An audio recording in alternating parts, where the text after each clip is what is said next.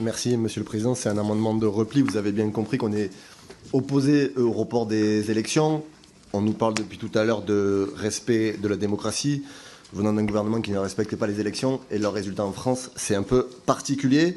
La Nouvelle-Calédonie, c'est un territoire qui est marqué, ça a été dit, par son histoire coloniale, une dépossession des Kanaks, une implantation forcée de colons et de bagnards.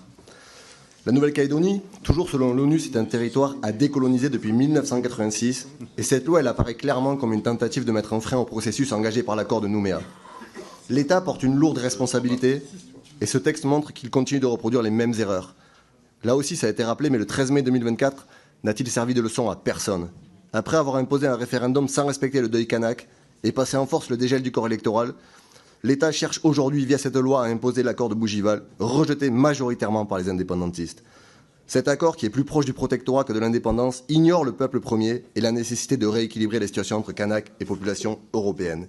Il faut ici rappeler que le niveau de vie médian des Kanaks est 2 fois plus faible que celui des non-Kanaks et que 80% d'entre eux occupent des emplois les moins rémunérateurs. L'histoire le montre, rien ne se fait contre les peuples colonisés.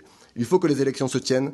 Le gel du corps électoral est conforme à notre Constitution et on voit que derrière la volonté de ce texte, il y a l'idée de toucher au corps électoral. Il faut renouveler les institutions calédoniennes afin de renforcer la légitimité démocratique des décisions sur l'avenir de ce territoire.